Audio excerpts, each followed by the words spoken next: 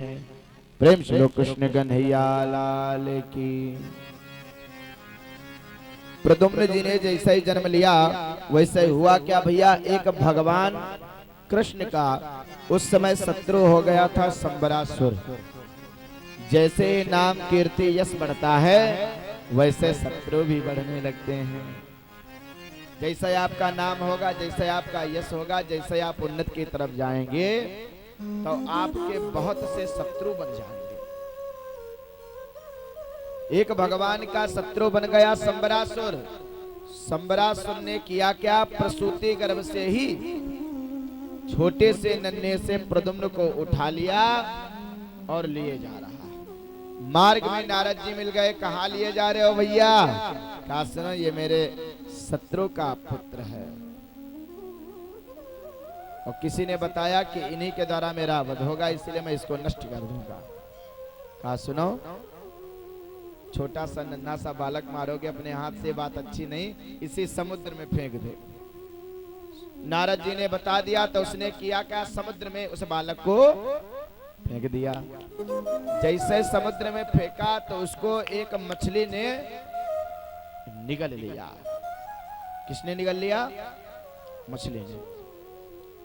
और समय की भैया बात, उस मछली को एक मछुआरे ने पकड़ लिया और मछुआरा ने किया क्या, उसी मछली को ले जा करके संबरासुर को ही सौंप दिया। महाराज ये आपके लिए उपहार है। देखो, परमात्मा ने जो जहां पर जैसे लिख दिया उससे फिर कुछ कोई बचने वाला नहीं है।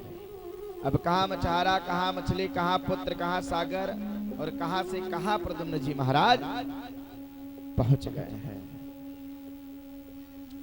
भैया संबरासुर ने अपने रसोइयों को बुलवाया और कहा जाओ इसको आज काट करके इसी को बनाओ।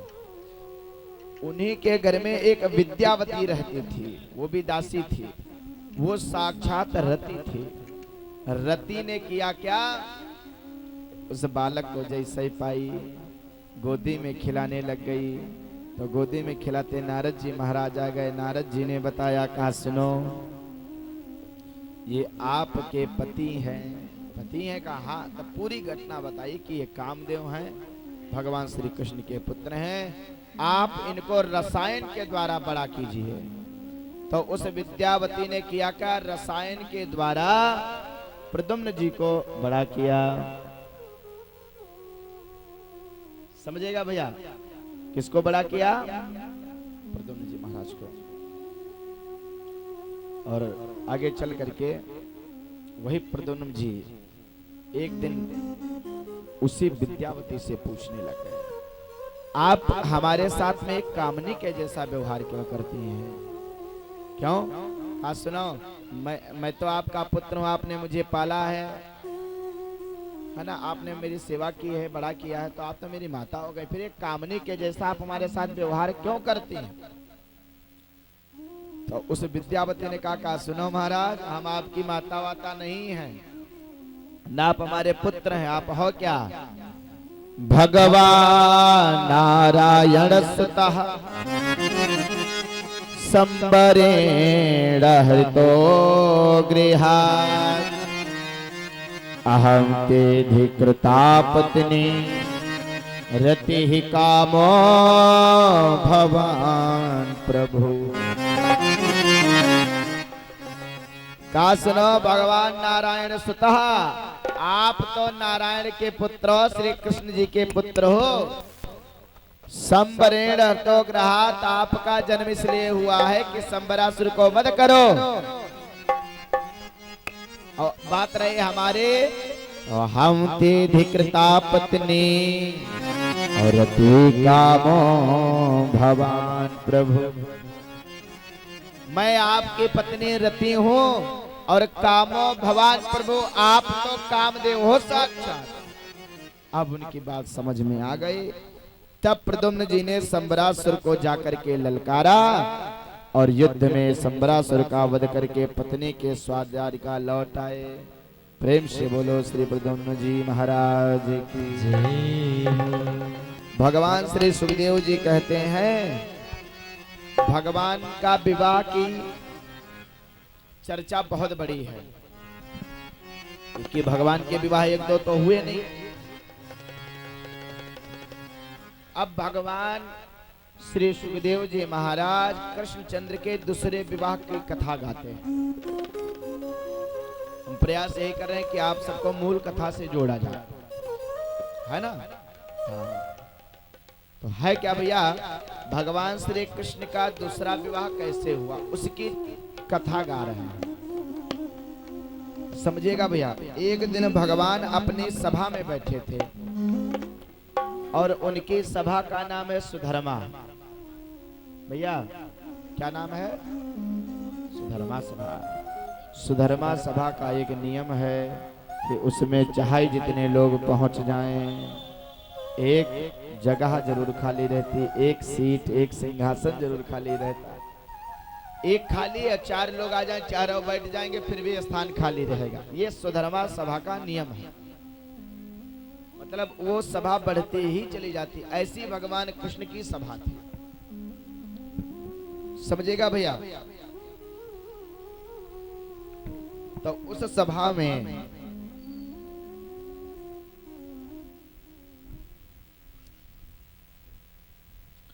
एक सत्राजित नाम का राजा आया। कौन आया? सत्राजित नाम का। सत्राजित ने एक मणि पहन रखी थी, समझेगा भैया। और उस मणि का नाम था सेमंतक मणि। उस मणि का नाम क्या है? सेमंतक मणि। उस मणि की महिमा यह है भैया कि 8 भार सोना नित्य दिया करती थी वो मणि। 8 भार सोना नित्य वो मणि देती थी। उसका पूजन करो प्रातः काल, वो आपको 8 बार सोना देगी, ऐसा उसका नियम था।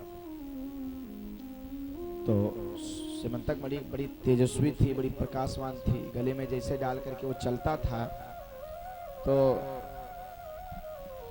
मालूम ये पड़ता था कि साक्षात सूर्य भगवान आ रहे हैं। किसी ने कहा हमको लगता है प्रभु आज आपकी सभा में साक्षात सूर्य देवता रखा। नहीं, सूर्य नहीं आ रहे हैं, ये सत्राजित आ रहा है। सत्राजित के कंठ में सेमंतक मणि है।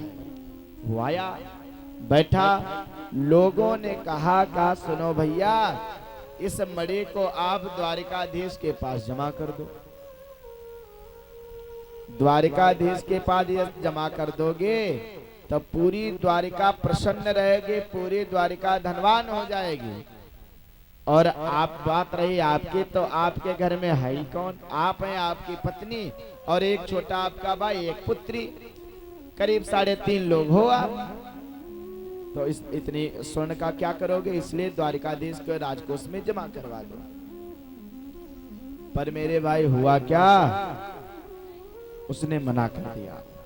देखो हम आप लोग ईश्वर के सामने तो कह देते कि तन मन धन सब तेरा है ना, पर सब कुछ है नहीं तेरा। खाली कहने मात्र के लिए आरती में गा दिया जाता है कि तन मन धन सब तेरा, पर ये बात सत्य नहीं है। अभी आप पूजन करने आओ, खूब गाओ। एक माता जी खूब गाती थी भैया, और एक दिन उनकी पर्स छूट गई। पर्स कहीं बह गई मंदिर में ही। वो इतनी बेचारी परेशान हो गई, इतनी परेशान हो गई। तो मैंने धीरे से कह दिया, मैया आप रोज कहती थी तन मन धन सब तेरा, है ना। तो हमको लगता है भगवान ने ले लिया। पर वो बहुत बेचैन है। क्या भैया, कहने के लिए तो कह दिया जाए कि ये सब परमात्मा का है, पर मेरे भाई ये कहना ही सरल है, करना बहुत कठिन है। कहने के लिए तो बातें बहुत कह दी जाती हैं। उसने सत्राजित ने भगवान को साफ मना कर दिया कि महाराज मैं नहीं दे सकता, इस मणि को नहीं दे सकता। कहा नहीं दे सकते। भगवान ने ज्यादा प्रयास भी नहीं किया, कहा कोई बात नहीं भाई। एक दिन हुआ क्या, उसी मणि को पहन करके उनका छोटा भाई प्रसेन जंगल में आखेट खेलने के लिए गया। समझिएगा भैया, मणि का इतना प्रकाश था कि एक सिंह आया और सिंह ने किया क्या, प्रसेन को मार दिया और उस मणि को छीन लिया। मणि को छीन करके जा रहा था, तब तक रास्ते में उसको एक भालू मिल गया। भालू ने सिंह को मार दिया, भालू ने उस मणि को छीन ली और भालू ने जाकर के उस मणि को अपनी कन्या को दे दिया। समझिएगा भैया, सत्राजित एक दो दिन तो नहीं कुछ बोला, लेकिन जैसे 2-3 दिन हुए वैसे उसके मन में चिंता हो गई। अब जब चिंता होती है तो अपनी पत्नी से तो कुछ न कुछ कहा ही जाता है। अपनी पत्नी से कहने लगा, कहा सुनो देवी, हमको कुछ एक आशंका है। कैसी शंका? कहा सुनो, एक बार मैं कृष्ण जी के सभा में गया था, द्वारिकाधीश जी की सभा में गया, तो उन्होंने मुझसे मणि मांगी थी, मैंने उनको मणि नहीं दिया। अब हमको ये लगता है कि प्रसेन को मार करके द्वारिकाधीश ने ही उस मणि को हथिया लिया है, पर अभी ये पक्का नहीं, इसीलिए किसी से कहना नहीं। देखो, बात बता देना तो गलत नहीं होता, पर माताओं को ये कह देना कि नहीं कहना तब तो जरूर कहेंगी। समझ रहे ना? क्योंकि माताओं को एक श्राप है। युधिष्ठिर जी ने श्राप दे दिया था पूरी नारी शक्ति को। क्यों श्राप दे दिया था? मैया कुंती के कुंवारे में ही कर्ण पैदा हो गए थे, तो उन्होंने एक पिटारी में भर करके गंगा जी में बहा दिया था। और मैया कुंती जानती थी कि मेरा पुत्र है, पर उन्होंने जब तक वो मर नहीं गया तब तक उन्होंने किसी से कहा ही नहीं कि ये मेरा पुत्र है, लज्जा के कारण।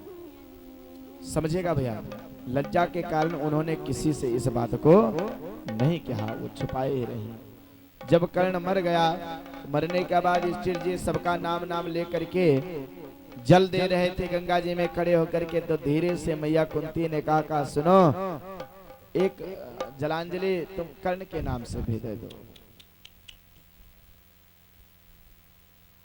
एक जलांजलि कर्ण के नाम से भी दे दो।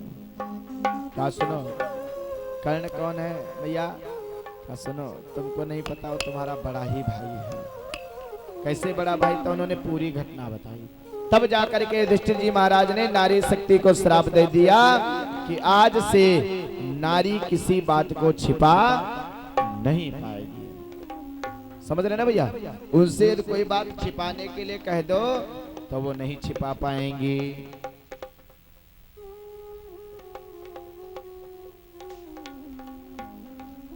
सत्राजित की जो पत्नी थी, अपने सखी से कहा सुनो, बात पक्की नहीं, इसलिए किसी को नहीं बताना, मैं तुमको बहुत मानती हूँ, इसलिए मैं तुमसे ही कह रही हूँ।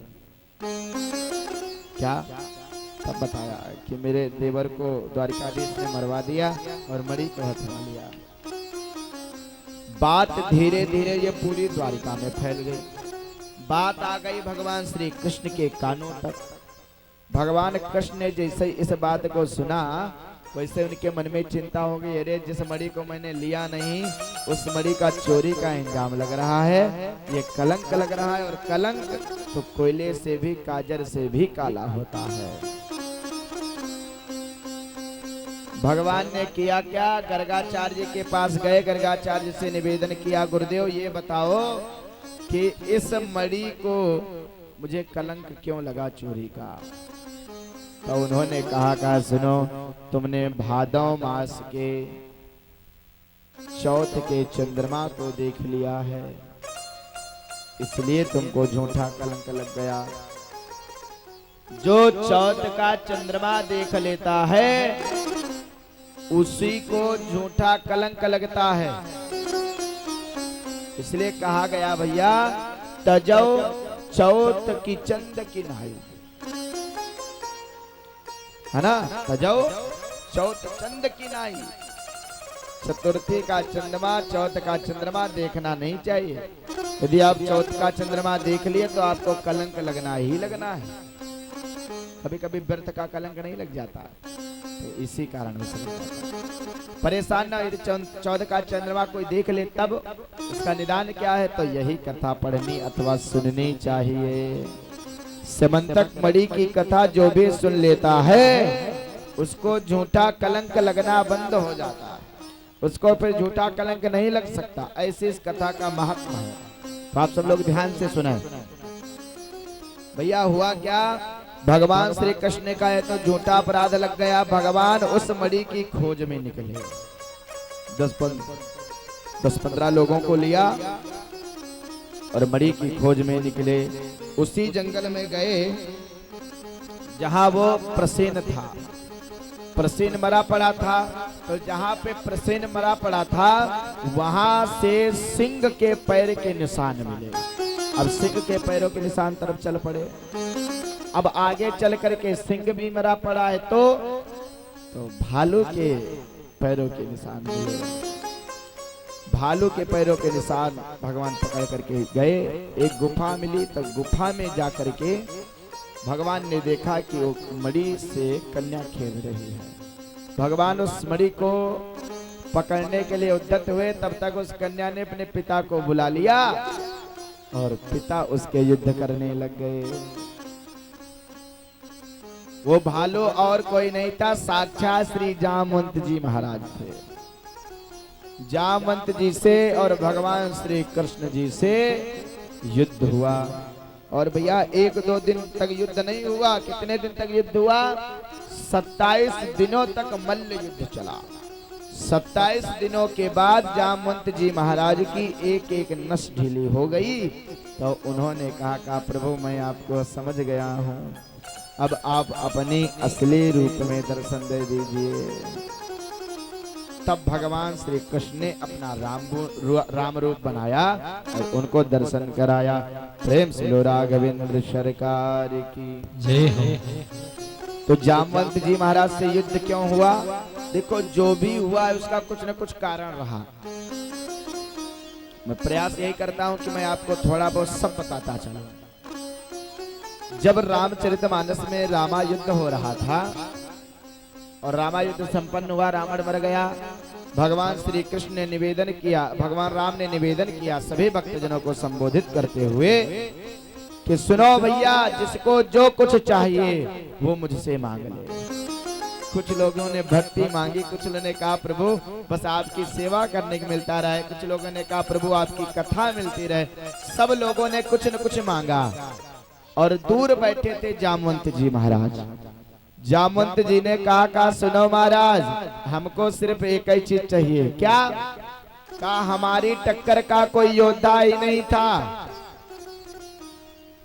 महाराज, आप हमसे 2-2 हाथ कर लीजिए। मैं आपसे ही कुछ लड़ना चाहता हूं। मैं देखना चाहता हूं कि मेरे प्रभु श्री राम के अंदर कितना बल है। राम जी ने साफ साफ मना कर दिया। कहा सुनो भैया जामवंत जी महाराज, आप एक तो बूढ़े हैं, क्योंकि जामवंत जी के विषय में लिखा था जामवंत अति बूढ़ा। बूढ़ा नहीं थे, अति बूढ़े थे, ऐसा सुंदरकांड में आता। तो कहा एक तो आप बूढ़े हैं तो मैं हाथ नहीं उठा सकता, फिर आप हमारे परम भक्त हो इसीलिए भी मैं आप पर हाथ नहीं उठा सकता, क्योंकि ये मेरा जो अवतार हुआ ये मर्यादा पुरुषोत्तम का अवतार है और मैं नहीं चाहता कि भक्त और भगवान के बीच में युद्ध हो। प्रेम से भक्त वत्सल भगवान की। तो कहा प्रभु हमारी इच्छा तो अधूरी रह गई। कहे नहीं नहीं, अपने भक्त की हम इच्छा कभी अधूरी नहीं छोड़ते। जाओ द्वापर तक आप रहोगे और द्वापर में हम जब अवतार लेंगे तो आपसे युद्ध करके तब जाएंगे। इसलिए भगवान श्री कृष्ण ने जामवंत जी से युद्ध किया। अब जामवंत जी से निवेदन कहते कहा सुनो, इस मणि का मुझे कलंक लग गया है, चोरी का झूठा कलंक लग गया, अब मणि चाहिए मुझे। तो कहा सुनो प्रभु, आप वैसे तो आप हमारे ईश्वर हैं, सब बात है, लेकिन मैं मणि नहीं दे सकता। क्यों? क्योंकि इस मणि को मैंने अपनी कन्या को दे दिया और कन्या को दे देने के बाद कन्या से लेने की हमारे यहाँ प्रथा नहीं है। इसमें बेटा बेस पड़ा है क्या? डाल दो, बहुत गला पकड़ रही है। हाँ हाँ लगा दो लगा दो।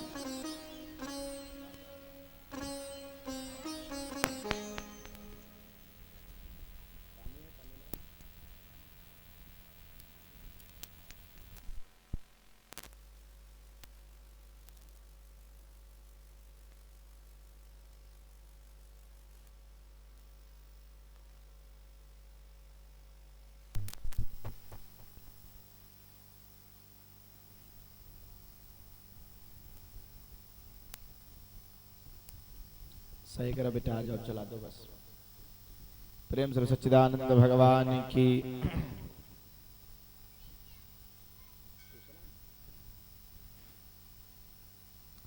भैया मैं क्या निवेदन कर रहा था,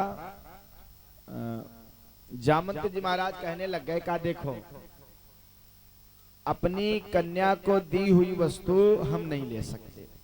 यदि आपको मणि चाहिए तो हमारी कन्या को ले जाओ, वर्ण करके कन्या के साथ में विवाह कर लो और आराम से ले जाओ। भगवान ने वहीं पे उसी गुफा के अंदर जामवंती जी से भगवान का दूसरा विवाह संपन्न हुआ। प्रेम से बोलो जामवंती जी की, कृष्ण कन्हैया की। जामवंती जी जैसे द्वारिका वापस आई, समझिएगा भैया, जामवंती जी जैसे द्वारिका वापस आई, रुक्मिणी को बात पता चली कि भगवान ने विवाह किया है, तो स्वागत करने के लिए आई और भगवान ने अपनी लीला की। एक सुंदर सा एक कपड़ा दिया, वस्त्र दिया और कहा का सुनो जामवंती जी, अपने पूरे शरीर को ढक लो, क्योंकि एक भालू की बिटिया कैसी होगी, भालू जैसी तो होगी। भगवान ने कहा का सुनो, अपने पूरे शरीर को ढक लो। जामवंती जी पहुंची, द्वारिका के गेट पे खड़ी, पूरा शरीर ढका हुआ। रुक्मिणी मैया ने कहा का सुनो, जरा इनका मुंह तो दिखला दो। तो भगवान कृष्ण ने कहने लग गए का सुनो, इनका मुख नहीं दिखा सकते। क्यों? क्योंकि ये आपसे ज्यादा सुंदर हैं, और यदि इनका चेहरा दिखा देंगे तो आप ईर्षा मान जाओगी। बात रुक्मिणी जी की समझ में आ गई। रुक्मिणी जी ने किया क्या, हाथ में जल लिया और जल लेकर के, भैया हाथ में जल लेकर के किया क्या, जामवंती जी के ऊपर छिड़क दिया और कह दिया कि जितनी मैं सुंदर हूं उतनी ही ये सुंदर हो जाए, मुझसे अधिक सुंदर ना हो। जामवंती जी बहुत सुंदर हो गई। भगवान ने कहा अब चेहरा देखो। इस प्रकार जामवंती जी सुंदर हो गई। प्रेम से कृष्ण कन्हैया लाल की। जामवंती जी द्वारिका आ गई और उस मणि को भगवान श्री कृष्ण ने सत्राजित को समर्पित कर दी। सत्राजित से निवेदन किया, पूरी बात बताई कि आपके भाई को एक सिंह ने मारा, सिंह को एक भालू ने मारा, और भालू की बिटिया से हम विवाह किए, इसलिए मणि हमको दहेज में मिली। अब मणि आप ले जाओ। मणि लेकर के भैया जैसे गया, तब हुआ क्या, अब द्वारिका वासी सब उनको कहने लग गए का सुनो, हमारे द्वारिकाधीश को तुम झूठा कलंक लगा दिए, तुम झूठा कलंक लगाते हो हमारे द्वारिकाधीश को। अब बड़ी उसकी बुराई होने लग गई। समझिएगा भैया, बड़ा परेशान हो गया। परेशान होकर के अपनी पत्नी के पास आया, विचार करने लग गया कि सुनो, अपनी बिटिया का विवाह श्री कृष्ण के पास कर दें, कृष्ण हमारे दामाद हो जाएंगे, इसलिए फिर हमारे ऊपर कोई उंगली नहीं उठाएगा। सत्राजित आया और भगवान से कहने लग गया, प्रभु ये मणि आप ले लीजिए और एक हमारी भी मणि आप स्वीकार कर लीजिए। सत्राजित ने अपनी बेटी सत्यभामा का विवाह भगवान श्री कृष्ण के साथ में संपन्न किया। इस प्रकार भगवान का तीसरा विवाह संपन्न हुआ। भगवान के चौथे विवाह की चर्चा श्री सुखदेव जी महाराज करते कि एक बार भगवान अर्जुन के साथ यमुना तट पर विचरण कर रहे थे, यमुना जी पर विचरण कर रहे थे। भगवान ने देखा कि एक स्त्री यमुना तट पर साधना कर रही है, तो अर्जुन से कहा जाओ पूछो जाकर के ये स्त्री इतनी घनघोर साधना क्यों कर रही है। अर्जुन जी गए और पूछे, देवी आप इतनी घनघोर साधना क्यों कर रही हो। तो कहने लग गई, अहं देवस्य सवितुर दुहितापतिमिच्छति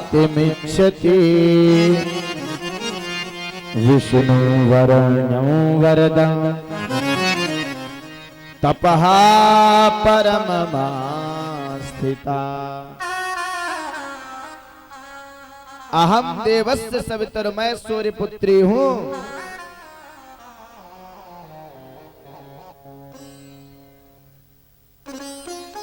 अहम देवस्य सवितर दुहिता पतिमिच्छति, और विष्णु वरण्यम वरदम, मैं भगवान विष्णु का वर्ण करने के लिए तपस्या कर रही हूँ। अर्जुन दौड़ते दौड़ते आए भगवान कृष्ण के पास, कृष्ण जी से कहने लग गए, कहा सुनो प्रभु, आजकल आपके बृहस्पति बहुत तेज चल रही, क्यों? कहा ये भी आपको ही पाने के लिए तप कर रही। तो उसी जंगल में गंधर्व विधि के साथ में भगवान श्री कृष्ण ने कालिंदी जी के साथ में विवाह संपन्न किया। प्रेम से बोलो कालिंदी मैया की। अब भगवान के विवाह कितने हो गए? 4। हाँ, भगवान का 5वां विवाह कैसे संपन्न हुआ? विंद और अनविंद नाम के 2 भाई हैं, उनकी बहन का नाम था मित्रवृंदा। मित्रवृंदा का विवाह उनके भाई राजनैतिक के लाभ से अपनी बहन का विवाह दुर्योधन से करना चाहते थे, किंतु मित्रवृंदा ने स्वयंवर में जैसे भगवान श्री कृष्ण जी को देखा, सब कुछ भूल गई और जा करके वरमाला मित्रवृंदा ने भगवान श्री कृष्ण को ही पहना दी। इस प्रकार भगवान का 5वां विवाह मित्रवृंदा हुआ। भगवान है क्या? बस भगवान की नजरों में जो एक बार देख ले वो खो जाता है, सब कुछ भूल जाता है। आइए 2 बार गाया जाए भैया। सांवरा मेरा सांवरा, मेरा सांवरा, मेरा सांवरा।